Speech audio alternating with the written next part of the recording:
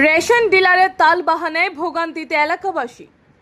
সরকারের ন্যায্য মূল্যের দোকানে গিয়ে ঘন্টার পর ঘন্টা তীর্থের কাকের ন্যায় বসে অপেক্ষায় ভোক্তারা। দেখা নেই রেশন ডিলারের। আর এই একই ঘটনার পুনরাবৃত্তি হয়ে চলছে বছরের পর বছর। ঘটনা বিশালগড় মহকুমাধীন লক্ষ্মীবিল গ্রাম পঞ্চায়েতের অধীন পূর্ব লক্ষ্মীবিল এলাকায়। পূর্ব লক্ষ্মীবিল সরকারি ন্যায্য মূল্যের দোকানটির বর্তমান ডিলার বেবি দেবনাথ এবং ওনার স্বামী সুধাংশু দেবনাথ।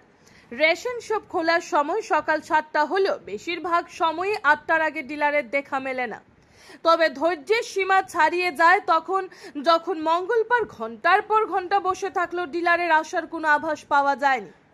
অতঃপর ডিলারকে ফোন করলে উনি জানান, রেশন সামগ্রী ম্যাপে দেওয়ার জন্য যে ছেলেটিকে নিযুক্ত করা হয়েছে সে নাকি অসুস্থ, তাই রেশন খোলা হয়নি।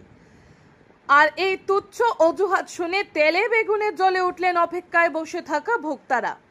এই সুধাংশু দেবনাথ একসময় কট্টর বামপন্থী নেতা ছিলেন। সরকার পাল্টে যেতেই তিনিও নব্য বিজেপির ট্যাগ লাগিয়ে নেন। আর তারপর থেকে রেশন পরিচালনার ক্ষেত্রেও তাদের গড়িমসি ও যেমন খুশি তেমন আচরণ শুরু বলে স্থানীয়দের অভিযোগ। প্রায়শই এই রেশন ডিলার ও তার স্বামী এ ধরনের অজুহাতে রেশন বন্ধ রাখে। কখনো ডিলারের শরীর খারাপ তো কখনো কর্মচারীর।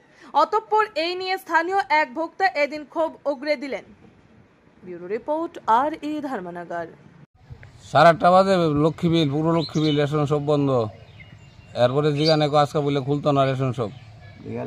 বিকালে আইতাম সকালে তো 8টার থেকে দাম না 7টা নিয়ে ডিলার তো হন তো 7টাই কে টাইম লিখলে তারা কোনো টাইম নেই।